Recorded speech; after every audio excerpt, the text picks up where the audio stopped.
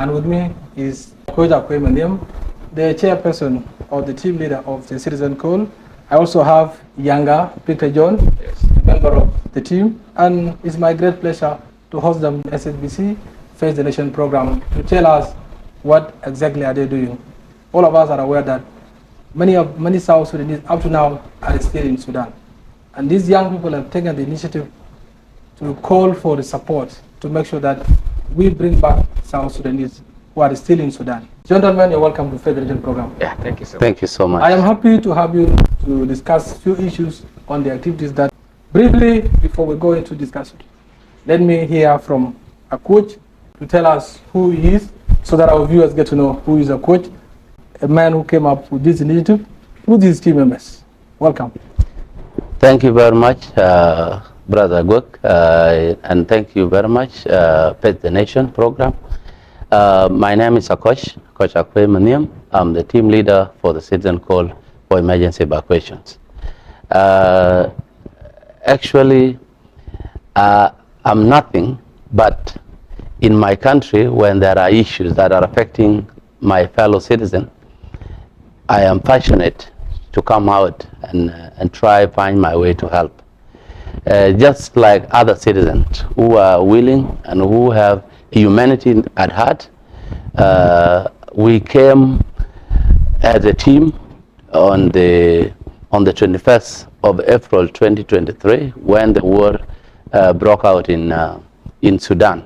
We realized we have 1 million of South Sudanese who are in Sudan in different categories. There were those who were there as refugees. There were those who went there for medical attention, students. So we were really mindful about their safety, and we came together and formed the organization, and we evacuated over 10,000 South Sudanese. So this is what we did, and we did it as a citizen of South Sudan. Thank you. Thank you. Yes. Tell us who is Yanga. Yes, my name is Yanga Victor John. I'm a member of the high-level committee for the Citizens Call. I am one of the volunteers, actually, when the war broke out in 2023 in Sudan.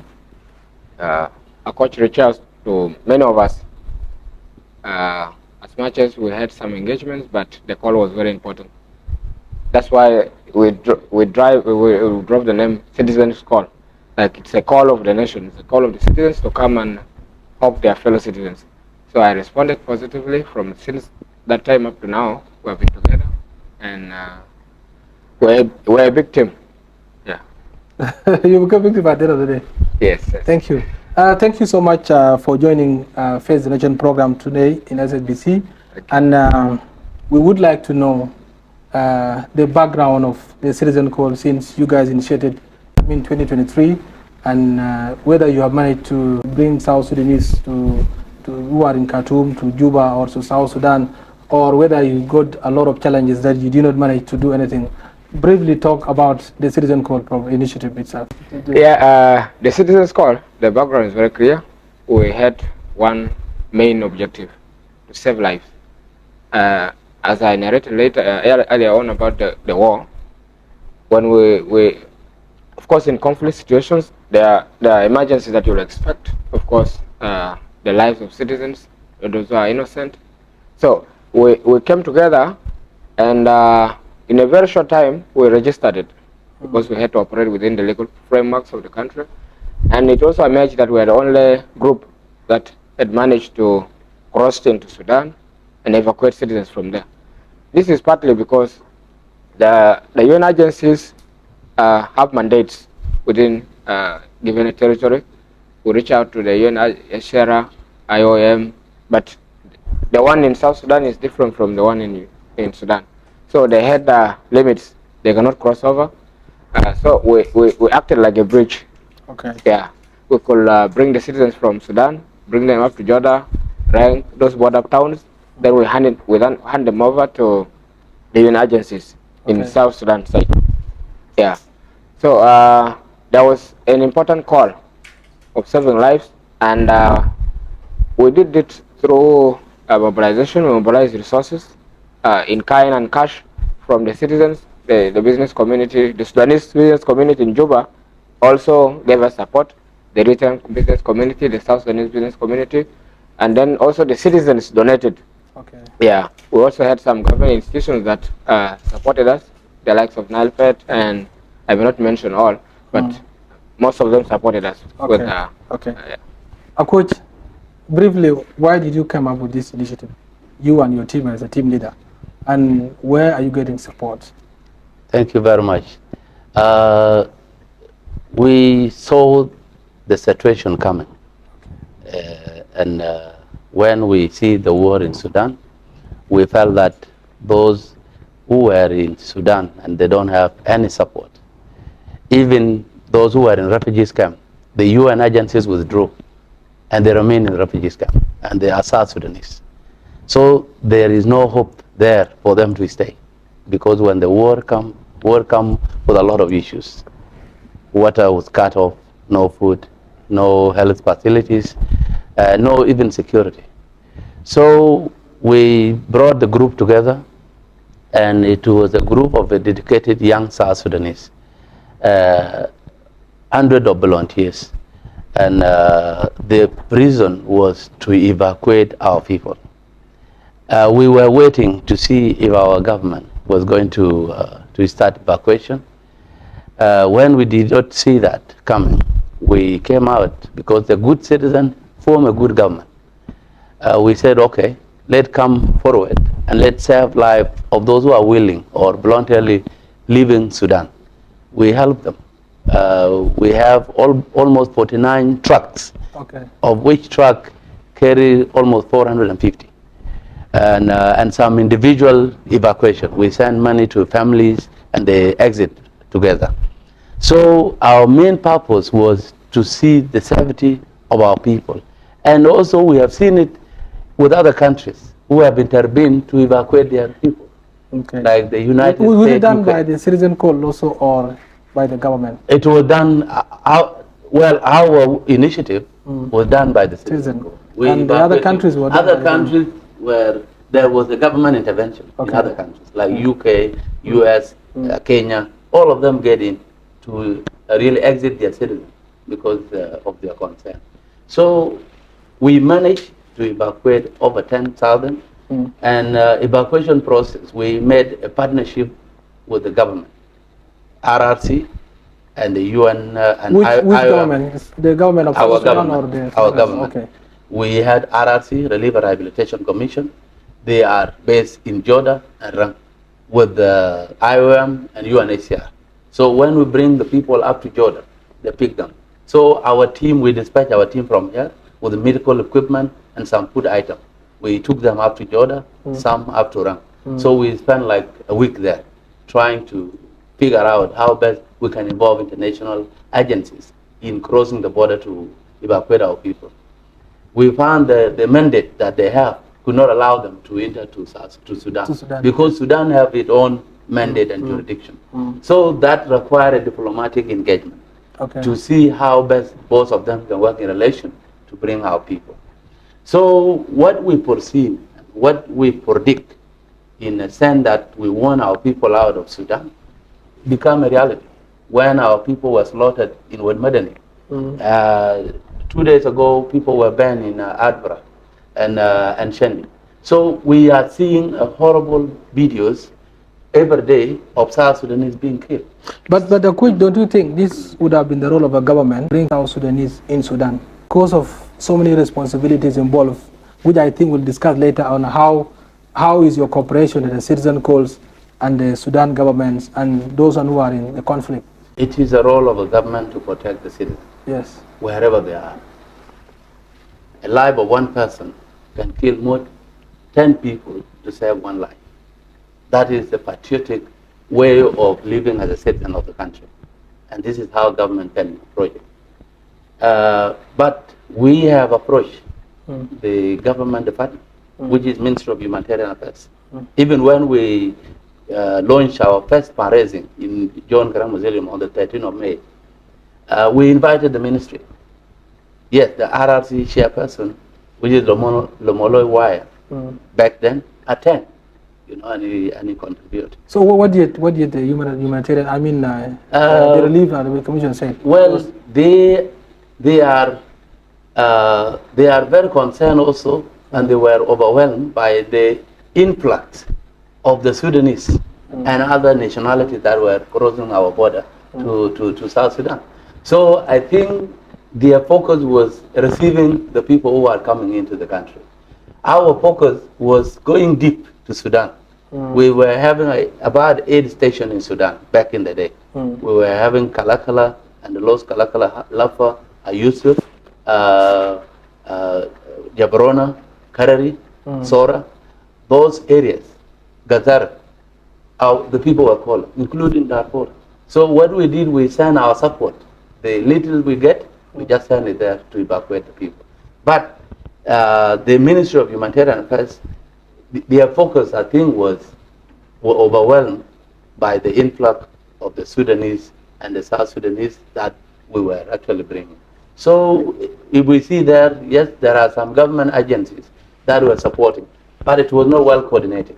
So that we focus on making sure we engage the warring parties to allow our people to exit Sudan safely, and also inject a significant amount of money purposely for evacuation. Now, the question is, how were you able to convince the both Sudanese in conflict, the RSF and the government? So, were you able to convince them, like, taking South Sudanese from location to location to where the center is, so that you are able to bring them back to the country? How are you doing that? That's because that's my fear. Because like me, I cannot be able to convince the government of Sudan to say, I have South Sudanese locations, I want them to gather in one location so that I'm able to bring them here. Which I think the government should have been the one to play a great role. Thank you for the question. We deploy the network. And the network that we deploy, we use those who were there with also their network within Sudan. Okay. If it is the RSF control area where we are picking people, we talk and engage their commander to make sure that these people are leaving the service. Okay. And those who are fighting also don't want civilian around them. Okay. Because the South Sudanese civilian were the one who remained with them actually. The rest of the people took their people. So they don't want that, because when they confront themselves, they just want it later on to use them as a human shield. But when the beginning of the war, they were very passionate about the life of the people, and they want people to exit. Okay. So we took that opportunity, and we were able to bring the people out. Okay. Okay. But if I can tell you now, it's not easy. We normally now send money to individual families to find their own way. Okay. Because if we take the truck there, there is no trust anymore. Okay. Even us, we cannot convince them. So it has to be a higher level. That may involve international communities, international Red Cross, to actually intervene with our government and the warring parties to make sure people are safely removed. Yanga. Yes. How many people have you so far brought to South Sudan? Yeah. The citizen call. Yes. From the statistics that we have, there are around 10,900 something. Okay. Yeah, because what we do have coordinators in these areas that Teamleader mentioned. Those coordinators register the names of those individuals, and we thank God, out of these 10,000, we had not had any major fatalities, maybe accidents or any ambush. But those are registered. Okay. Yeah, but still, as Teamleader mentioned, we are doing some bit of small evacuation to individual families, which the number is still going to increase. But now it's not going to be very massive as it used to be in the beginning of the war, because the environment was somehow conducive. Okay. Yeah, we used to. Now, what are you doing now? Are you still bringing South Sudanese back, or you have caught with the situation that the country is going through? Yeah, yeah, the situation of the country is directly impacting our efforts, but nevertheless, we have not given up. Okay. Yeah, we're still continuing to make some contributions. We are lobbying for some resources, but however, the economic situation is largely affecting this effort. But we have the GoFundMe. We have some South Sudanese in diaspora who are supporting, though little, but it is still helping. So at the moment, we're engaging. We're engaging different government institutions, the UN agencies, to see if there are possibilities. Because what we need is not actually only money, but we need the goodwill. So do you still like have big number of South Sudanese still in Khartoum, based on your statistics? Yeah, I think we really have a lot, a lot. Actually, in the last few months, we have been getting a lot of requests from those who are willing to live. By then, because in the beginning, some people thought the war was going to end in a short while, but unfortunately, it prolonged itself. Now they have reached a point where they think the war will continue, and they have, if there is an opportunity, they want to leave. Okay. Okay. Yeah, but the number is quite significant. It's very big number. Okay. Yeah. Thank you. Yeah. Let's go for a short break. We'll be right back and discuss more. Okay.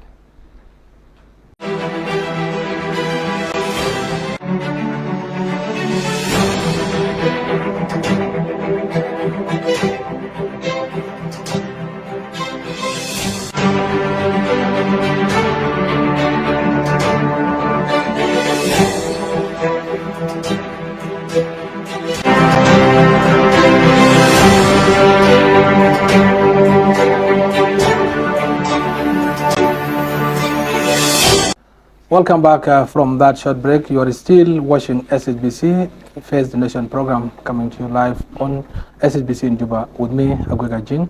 And of course, in case you have just joined us, I'm in the studio with the team from Call of Repatriation of South Sudanese in Sudan by young people, youth from South Sudan who have taken up initiative by themselves to make sure that South Sudanese who are in Sudan are brought back to the country. I am with Akoc, Manhiem, the chairperson. I'm also Yanga, John, the member of the team. Welcome back, gentlemen, from that short break. Yeah, thank you. Coach, yes. We were discussing the role of young person who have taken initiative to make sure that you are able to bring back South Sudanese. So, what is your relationship now when you see with the South Sudanese who are in Sudan, the government of Sudan, and the government of South Sudan? I see there is a need for a government to come in to support you so that you are able to bring back South Sudan who are still in Khartoum. Because why is the government not backing you up so that you are able to bring the South Sudanese? Given the fact that every day we see horrible videos on social media of the South Sudanese being killed, how are you engaging the government? Thank you for the question. We are really engaging the government. Recently, we met the security advisor, presidential security advisor, and he promised that he will get back to us, and he will also talk to the president so that the decisions are made to save the life of the South Sudanese who are still trapped in Sudan. So we are still on the effort to call on government to pay attention to the suffering of the South Sudanese, especially those who are in Sudan. So we are hopeful, maybe as time goes, there have been a lot of major changes within the government. Attention may be withdrawn very soon, but we are strongly asking the government of the Republic of South Sudan to help in the diplomacy. Warring parties are request to allow the safe passage of the people of South Sudan, and also inject some money to rent the vehicles. Even we can use but do you think that with the current situation in Sudan now, do you think that even if you have mobility, can you be able to pass within some of the areas? With the current situation, the political will can make things easy. From who? From our government side. Okay. You know, I don't see the economic crisis of South Sudan as a big deal. Okay. There are people with money. It's just that they don't have a will to see the better life for others. Okay. Right? They think if they are in a better position, then it is them that's supposed to exist, right? So there is no will. If there is a will, then there is a possibility of saving the life of our people. Okay. And this is what I've been saying. When our people put in the positive initiative that change life, other people get up to counter it. Okay. So I question myself that where are we going? Because we don't need to confuse the future of South Sudan. We want to believe that South Sudanese are values have norms that drive them from ancient days up to today, right? If we develop our attitude positively, we can develop our technology to encourage our own cultures of supporting someone who is in danger. So now we are not doing it, you know. So there is too much negative energy that exert big force with money. Are you telling me there are people opposing the initiative? Well, the initiative is there, Okay. but there are people opposing the fact that other people should not have should have a not be the one better to carry the life. issue. Yeah, exactly. Okay. Those elements are making it even difficult for the government to move forward. You know, so otherwise, since we have independence up to today, our country would be really in a advanced state because we have resources that can support us. Okay. So there is a need for political will. There is a need for a goodwill and a good gesture that when our people are in danger, it is our responsibility to help them. Okay. Yanga. Yes. Yes. Tell us your experience that you mentioned. There are still people who are blocking the initiative, not want to support, they are not doing engagement and so forth. Why are they doing that, and why are you also continuing with it when they don't want to support you? Yeah. Usually, in everything, of course, people not all agree whether it is a good thing or a bad thing. But to us, we feel we are doing the right thing. Yeah, because we had testimonies of those who benefited from this evacuation. Others have been coming here. Sometimes others do call to appreciate. Okay, especially in the onset of the fighting, some government employees, government officials actually, their families or relatives directly benefited from this initiative. Remember that time when the war broke out, there was not even a flight. So even if you have a bunch of money, you have the capacity to airlift your family, you cannot do it. Okay? Some of them had to put their sons and daughters or relatives together with these vulnerable South Sudanese. Okay? Until when they reach up to the border point, so now they are airlifted. So it's positive in the sense that if you have been in such a situation and you get that help, you'll appreciate. But on the other side, of course, someone will also disagree that why these people, why are they doing it? Okay, they are not supposed to be the one to do it. Don't you think they are looking at the accountability side of the story?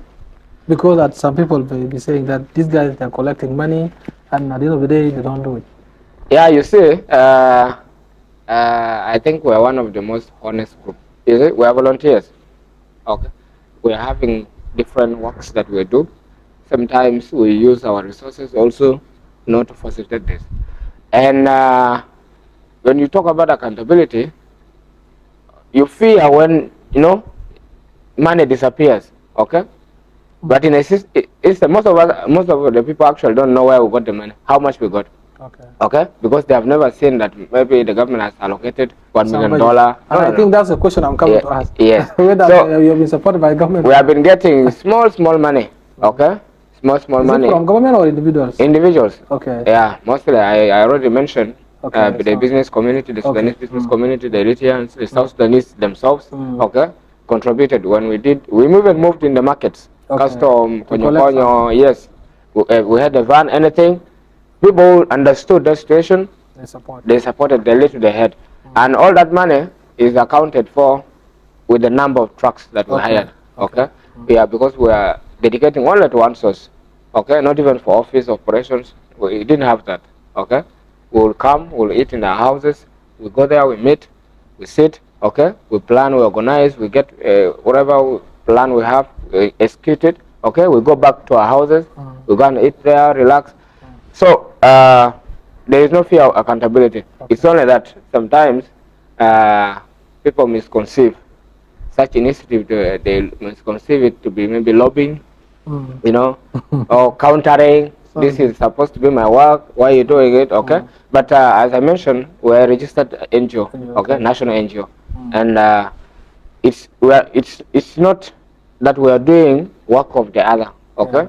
we are just hoping, complementing the effort of the government. Thank Yes. you. Thank you. Yes, Chairman. Yeah, to get into that, accountability is a concern. Even us who are working as a team at the Citizen Call, we always ensure the accountability. And we have the bookkeepers, we have document, and we open that document to anyone who wants to come and view how we have been operating. We can really thank some of the entities in South Sudan. Okay. You know, we have Shagai Foundations. They have done tremendous job when it comes to this response. They have responded very well with us. We have the First Family Organization, Concern South Sudan. They have done tremendous job. You know, these are the individual entities, company and organization that we appreciate because they have done this jointly with us. So we have Eritrean communities. They gave us 100 million SSB back in the day. Okay. And the Sudanese communities donate food items. Okay. You know, so you can see also the MAF, Mission Fellowship Aviation. Is it Mission Yes. Aviation Fellowship?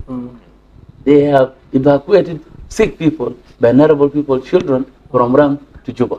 Okay. The same We thing give their to support. Yeah, support. They offered flights. The same thing to Samaritan Fest, been airlifting also.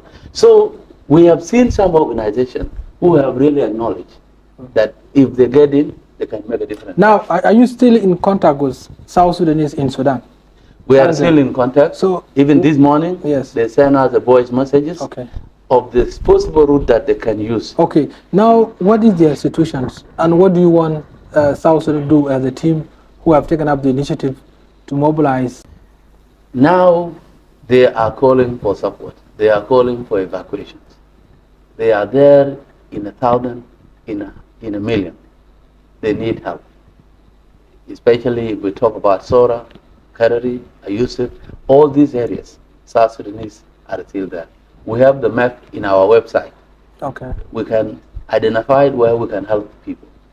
So the only issue now is the route that the people can pass. Yes. Even business people have decided to collaborate now with us within Sudan.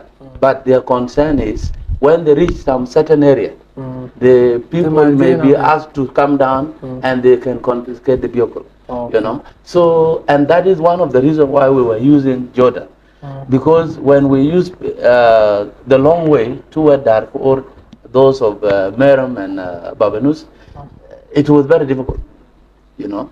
And Jordan, all the Sudanese don't allow their vehicle to cross over to the side of the South Sudan. So they always force people to get down and walk on foot. So Jordan, South, Jordan North are very close. They're just in one place. So they just get down and walk across to the border while they're being received by UNHCR, IOM, and RRC. So in terms of accountability, we trust our team. We all are having our own work somewhere. We just get ourselves as individual citizens with the goodwill, with the humanitarian heart, to find a way to support our people. Now that the situation is intensifying every day in Sudan, South Sudanese are killed almost every day, whether being involved in the conflict or the anger or whatsoever it is. Is there any engagement you are doing as a team to engage the government, especially the humanitarian affairs, to also engage the Sudanese government to make sure that South Sudanese are allowed to come? We engaged the Ministry of Humanitarian Affairs several times. Okay. As I said before, they felt they are overwhelmed by the influx of the people and the internal displaced and the people that were displaced, also the refugees. That may be their focus. Sometimes they tell us that we are getting back to you. We met the minister and he told us in a week time, I'll get back to you. Okay. Up to now, he never get back to us. So there is no will there. You know, and even though there is a will, there may be a distraction. Because the government that we have is the government of the parties. You try to blame X or Y or whatever, they will say something different. We are on a transit, you know. So I think the suffering of our people is still very big now. And we need to find a way that we engage the warring parties and engage also, even we call for international community, Red Cross, for God's sake. Our people will leave Sudan. Okay. Yeah. Yanga, because Yes. of time, I think I want you to tell us your last message and maybe outline some few challenges and what you want individuals and the government to do. Yeah, thank you so much, our presenter and SSBC. My message is an appeal to the government of South Sudan to prioritize the plight of our people in Sudan. At least those who are volunteering, to cross over to South Sudan, they should be given an opportunity. We also want to appeal to the humanitarian agencies, especially the UNHCR.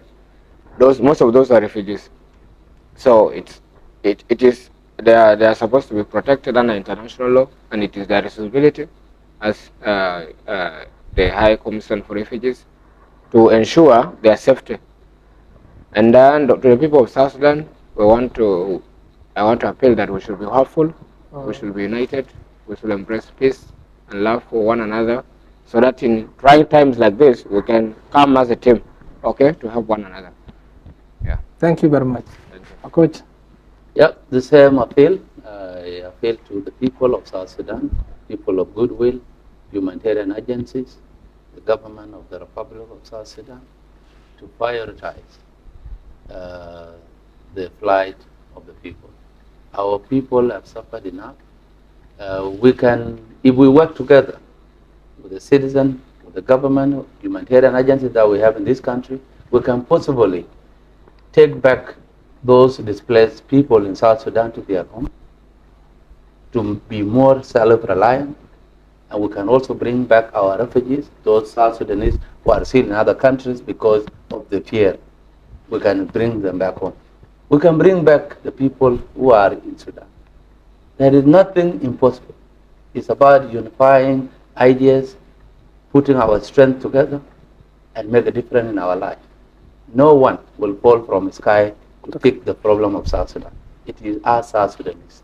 We should embrace peace, love one another, and work together. Thank you. Thank you very much, gentlemen, for coming to SSBC, and we will be ready to have time to discuss more again. This is very good call, and I think all of us also has to play a role, and SSBC will be in the front line to support this initiative, and I think we'll have much time again to discuss more on this matter. Thank you so much. Much. We have come to the end of the program. Of course, this is Face the Nation program coming to you live on SSBC with me, Aguek Ajiing, the host, and we have come to the end. And of course, the call is very clear, and we have to support South Sudanese, because at the end of the day, we have to support each other. No one is too strong to stand alone, and these people who are in Sudan, they need our support as South Sudanese, and we must come up to support them. And as the team mentioned, very clear that they are accountable, transparent, and everything they are doing is just to bring South Sudanese, regardless of what means you are going to use. So kindly use your network, your means, your connections to support the team so that they are able to do. Thank you so much, and thanks to the team in the studio. Thank you so much. Yeah. Thank you. Thank you. Thank you so much.